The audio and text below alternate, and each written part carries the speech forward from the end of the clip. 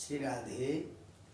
आइए तृतीय स्कंद के 28वें अध्याय में प्रवेश करते हैं। कपिल मुनि अपनी माता देवहूति को ज्ञान दे रहे हैं। 28वें में योग मार्ग का कि भगवान का ध्यान करने से पहले क्या तैयारी करनी पड़ेगी, क्या ध्यान करना है, इसके बारे में कहते हैं।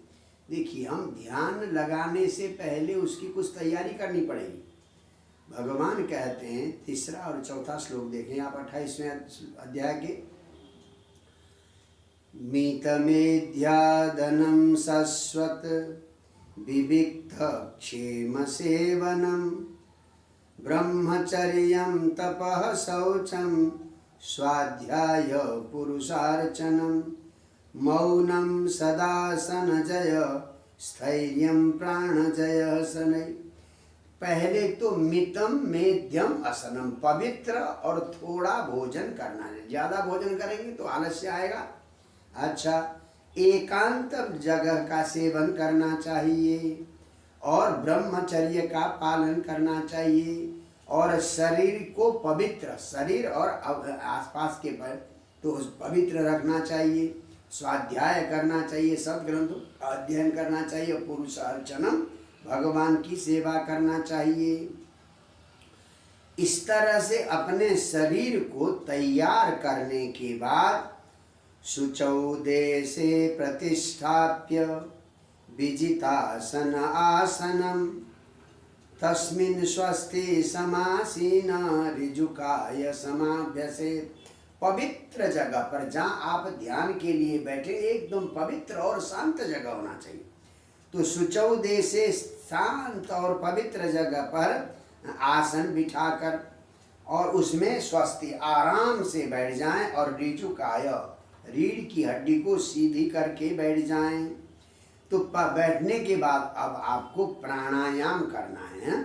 पूरक, कुंभक और रेचक, ये तीनों प्रकार के प्राणायाम करने से क्या होता कि प्राणवायु का मार्ग, श्वास नली जो है साफ हो जाती। प्राणस्य मार्गम शोधयेत्। अच्छा, तो प्राणायाम करने से क्या होता, कहते हैं मन जो है बिल्कुल रजोगुण से रहित और स्वच्छ हो जाता। बोले कैसे? वायु अग्निभ्याम यथा लोहम नातम त्यजति मयिमलम। यानी जैसे वायु और अग्नि से अगर आप लोहे को गर्म करेंगे तो लोहे में या कोई भी धातु में जो भी मैल है, जो भी अशुद्ध पदार्थ है, वो अलग हो जाएगा। ठीक उसी प्रकार से अगर आप प्राणायाम करेंगे तो मन के सारे मैल क्या हो जाएंगे, दूर हो जाएंगे। बहुत बढ़िया श्लोक दिया है। प्राणायामै दहे दोषान धारणाभिश्च किल्बिषान् प्रत्याहारेण संसर्गान् ध्यानेनानीश्वरान् गुणान्। प्राणायाम से दोषान दहे, सारे दोषों को जला डाले। और धारणा भी भगवान की धारणा से, मन में भगवान के विग्रह की धारणा से किल्बिषान्, मन के पापों को दूर करे। भगवान का ध्यान करेंगे तो मन में पाप आएगा ही नहीं। और प्रत्याहारेण संसर्गान, प्रत्याहार मन को एकाग्र, मन को अंतरंग करने से। हमारा मन और हमारी इंद्रियां बहिरंग है, तो बहिरंग इंद्रिय और मन को अंतरंग करने से क्या है, संसर्गान, संसार के सारे संसर्ग दूर हो जाते हैं। और ध्यानेन, परमात्मा के ध्यान से अनीश्वरान गुणान दहेत, तो अनीश्वर जो संसार के गुण है वो सारा जला डाले। इस प्रकार से बैठकर भगवान के दिव्य विग्रह का ध्यान करना चाहिए। पहले तो भगवान के समग्र अपने हृदय रूपी आसन में, हृदय रूपी कमल में बैठे हुए अंगुष्ठ मात्र के भगवान है, उनके समस्त विग्रह का ध्यान करना चाहिए। जब भगवान के समस्त विग्रह पर हमारा मन केंद्रित हो गया तो भगवान के एक एक अंग का ध्यान करना चाहिए, उस अंग में ध्यान केंद्रित करना चाहिए।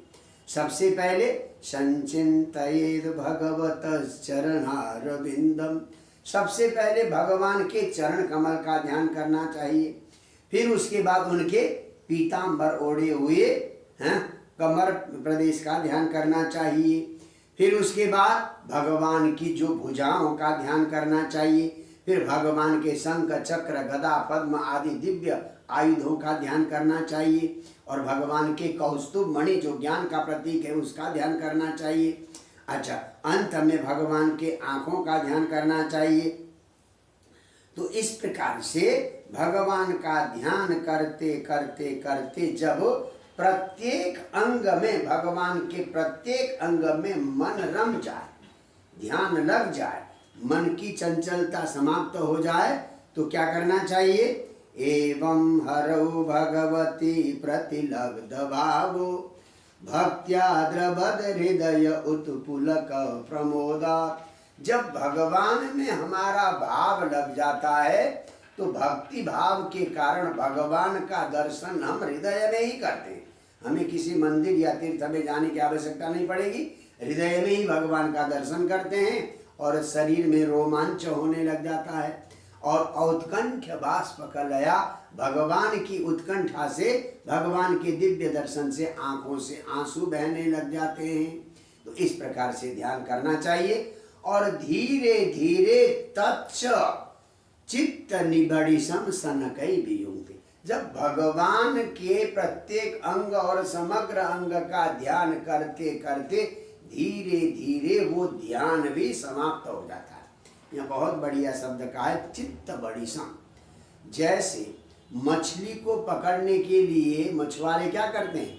एक छोटे से कांटे में एक मांस का टुकड़ा डाल देते हैं, तो उस मांस के टुकड़े की ओर मछली आकर्षित होती है, वो खाती है, तो वो कांटा उसके गले में चुभ जाता है, वो उसमें अटक कर ऊपर आ जाती है। तो ये भगवान का दिव्य विग्रह, दिव्य स्वरूप, भगवान के दिव्य अंग भी क्या है? हमारे मन रूपी चंचल मछली के लिए बड़ी सब, यानी उसको पकड़ने का एक रास्ता है। इस चंचल मन को पकड़ने का एक रास्ता है। जब पकड़ लिया तो धीरे धीरे वो भगवान का दिव्य विग्रह भी छोड़ना नहीं है, अपने आप छूट जाता है।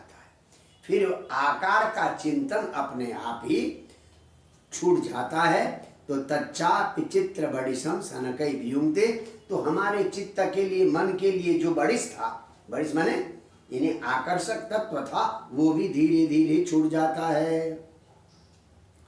तो फिर ज्ञान का उदय हो जाता है। क्या सोचने लगते? यथा पुत्राच्च वित्ताच्च पृथक् मर्त्य प्रतीयते आत्मत्वेनाभिमतात् देहादेपुर। जैसे हम कहते हैं पुत्र तो मेरा प्राण है, धन तो मेरा प्राण है। क्या पुत्र प्राण हो सकता है क्या? धन पात प्राण? जानते हैं हम कि भाई प्राण अलग है और पुत्र अलग है, मैं अलग हूँ, मेरा धन अलग है। तो जिस प्रकार से पुत्र और धन से मनुष्य अलग है, उसी प्रकार से आत्मा और शरीर से आत्मा अलग है। शरीर अलग है, आत्मा अलग है। अध्यात्मेनात्मता देहादे पुरुषस्तथा, देह अलग और पुरुष माने चैतन्य अलग। दूसरा उदाहरण देते हैं, यथोल्मुकाद विस्फुलंगाद धूमाद वापि स्वसंभवात अध्यात्मनेतनाभिमतात् यथाग्नि पृथमुल्मुकात्।